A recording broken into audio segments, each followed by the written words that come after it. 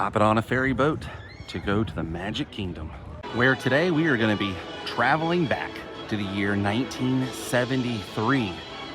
2 years after this Magic Kingdom of Walt Disney World opened, 1971. When this place opened, they had a lot of classic attractions that had already made a name for themselves at Disneyland, and some other attractions that had already made a name for themselves at the 64 World's Fair. But when Walt Disney World opened, Pirates of the Caribbean did not open with this park. And the guests were kind of angry because they had seen all the classic footage on Walt Disney Presents, on ABC back in the day. And when this place opened, they figured they would be, living the pirate's life with these guys. But that wasn't the reality. And there's always the old stories and stuff of, when they built Walt Disney World, they didn't think guests would want to see Pirates of the Caribbean here because Florida supposedly isn't that far from real New Orleans, and at Disneyland, their Pirates of the Caribbean lived in New Orleans Square. And with the high demand of the patrons saying, we want pirates, we want the pirates, and pirates is what we got. But Walt Disney World took a bold chance and did not build their counterpart of New Orleans Square here at Walt Disney World. They went a different route. You got to travel over to Adventureland and Caribbean Plaza today. We're going to be talking about Pirates of the Caribbean, how it opened, the inspiration for it, and who actually opened this. A celebrity opened this attraction. Actually, 2 days after the attraction officially opened. Now, let's take a closer look. So let's give a brief history here. Walt Disney World opens 1971. No Pirates of the Caribbean, right? All these patrons are coming in here, buying admission, wanting that e-ticket attraction. There are no pirates in Central Florida. How could that be? This is Florida. This is where pirates are. I'm sure not all the guests thought about that. However, the guests were thinking, I grew up watching Walt Disney Presents, and I've seen all the specials on Pirates of the Caribbean. Heck, most people back then had that theme song stuck in their head already. And you mean to tell me that my family came to Walt Disney World and I'm not gonna see a single Blackbeard? So this is like the first time the public kind of spoke, and Disney was like, you got a point there. But how was Disney gonna pull this off? Because in their minds, they're like, well, it's Florida, we're kind of close to New Orleans, we really don't want to put New Orleans Square here. We kind of want to keep it different, and there's a few things already here that's at Disneyland, so we got to have something, different. Well, the Adventureland here at Walt Disney World was not big. You had Jungle Cruise, Enchanted Tiki Room, as well as Swiss Family Robinson Treehouse, which is what I am doing this backstory on. I'm getting my steps in this treehouse. And Adventureland was beautiful through here. It totally was. But people wanted those Pirates of the Caribbean. But how? How was Disney going to pull this off? It's been said that the Imagineers decided to look in their own backyard of Florida for the influence and the inspiration for Pirates of the Caribbean. Right up here screams the same aesthetic for St. Augustine. Looks like the fort, St. Augustine. See what I'm saying? Total St. Augustine vibes down here. Which there were pirates in Florida, so they kind of loosely based it off of those type of architectural, buildings and things with Spanish backgrounds. Florida is full of pirate history, so it was only fitting to bring these swashbuckling buckaroos here to Florida. And they were coming. December 15th, 1973. Now, Disney doesn't just open something. No. They gotta have a ceremony. They gotta have a big celebrity or something to open an attraction. Well, they got lucky. So December 15th, 1973 comes around. Pirates of the Caribbean opens here in Florida. Huge success, huge hit here in Florida. They knew they made the right decision by bringing it here to the East Coast, just like the West Coast. And they decided, we need someone to kind of host a ceremony for this attraction. How are we gonna open Pirates of the Caribbean?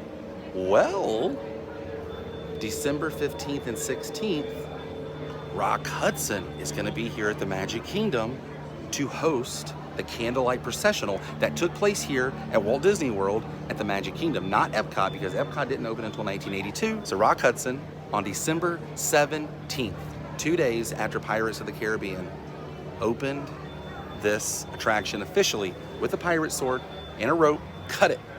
We're gonna go ride Pirates of the Caribbean, and we're gonna find the door that Rock Hudson officially opened and dedicated this attraction. And right here, this entrance, 2 days after Pirates officially opened, December 17th, 1973, Rock Hudson, right there, opened officially for the ceremony of Pirates of the Caribbean.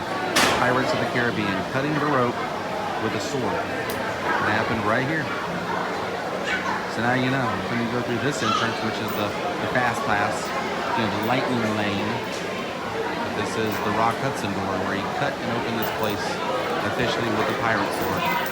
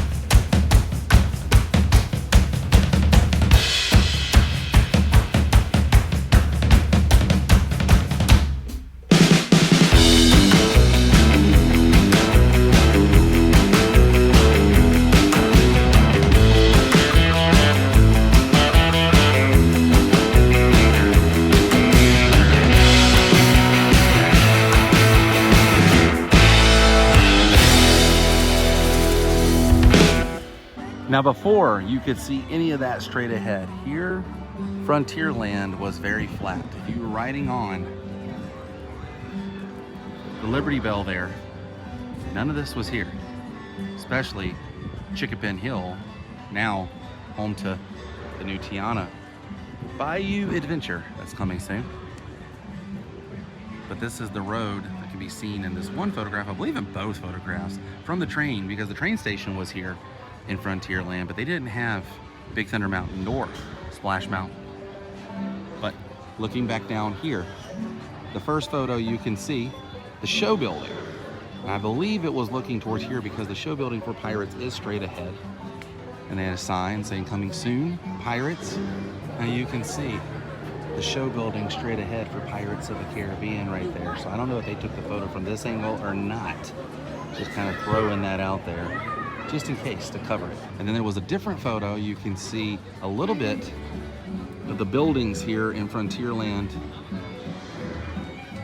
straight ahead. And where I'm standing is like the closest I can kind of get, because you go here, it's cast members only, but this is where all the parades come, and they have to actually cross over the train tracks right over there. Disney figured it out. They really did figure it out.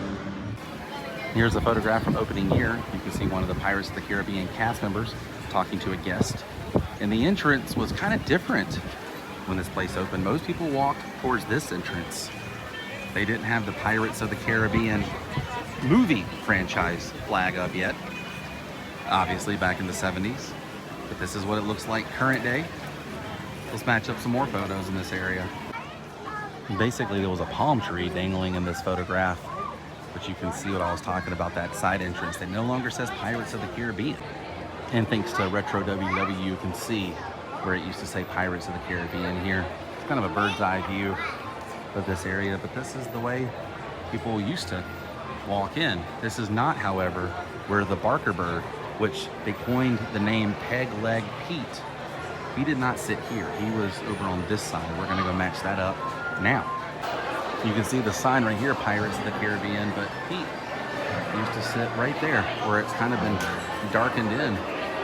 That's where he used to sit.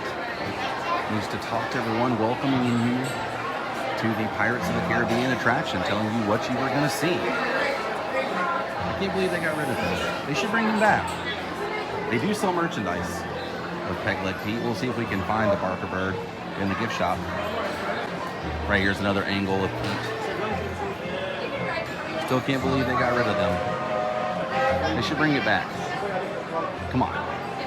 Straight ahead here on this stage, long before Captain Jack Sparrow was here and doing meet and greets and the show that used to be here, they used to have a steel drum band right up there playing Caribbean style music. Gave this place a little bit of a vibe. Any more you walk around here, the more you get the Spanish influenced vibe. Some of this feels a lot like St. Augustine. A lot of this architecture feels like St. Augustine, but yeah, this area over here hasn't changed pretty much at all since opening day. You see the photograph thanks to our friends at Retro WDW of this building, as well as the entrance to Pirates of the Caribbean. The main entrance has not changed either. This used to say Caribbean Plaza, and you can see in the photograph Pirates of the Caribbean straight through it. It's changed a little bit with the signage. I wonder when they stopped calling this area Caribbean Plaza. In this area, looking decked down, Adventureland has not changed. Even the crowd levels haven't changed. So they officially opened Pirates of the Caribbean, like I said, December 1973, and then 2006, this place took a huge hit, a huge update, if you will, a refurb, and that's when they started adding this, the film franchise, signage, and Jack Sparrow, and all kinds of stuff in and out of this attraction. We went from different projections with Barbossa and Blackbeard to even seeing mermaids in this attraction. It's changed quite a bit. Now, really, the only thing that remains from the film, Jack Sparrow, Captain Barbossa. They've also changed the redhead scene. Now we wants the rum instead of we wants the redhead. It's hard to think about a time when, Pirates of the Caribbean wasn't here at Walt Disney World. I never had to experience that in my lifetime. It's always been here. But I'm sure a few of you who watch my videos remember a time when this Magic Kingdom did not have Pirates of the Caribbean, if you were lucky enough to visit this place within the first, 3 years of it being open. And right over here next to the old Pirates League that did not reopen. Pirates of the Caribbean original font that's being blocked by this gate. There it is. That's not the film franchise font. No, that is like opening day Pirates of the Caribbean font. Well, that's neat, but you're not the Barker bird. I thought you were at first when I saw you, but you're not. However, you can get the entrance to Pirates of the Caribbean, which is cool. They should have thrown the Barker bird out front. There's the old entrance right there that people used to take in the photographs. And look, even Redhead's getting some love now. This place has taken some changes, hasn't it, Scrooge McDuck? And also the Penny Press collection here, you can get some old school pirate stuff too with the font on it. It's awesome. Oh man, look at the Donald. Focus. There you go. But I just want to say thank you, Walt Disney World, for bringing my second favorite attraction at this park here to this park. First favorite attraction being the Haunted Mansion. And that's it from Magic Kingdom. Hope you guys enjoyed this episode. Going to be throwing in more episodes just like this, talking about the humble beginnings of attractions here, stories behind them. These episodes will be, throughout the rest of the year. By the way, before I head on the express monorail here, getting a P.O. box for a trial run to see how this all works. So I will be posting that P.O. box very soon here on the channel, as well as on my Instagram. So when I get that P.O. box, send me things. People ask all the time, hey, can I send you something? Send me t-shirts, send me stickers, send me your business stuff. I will promote it here on the channel. Like, send me gift cards, send me things.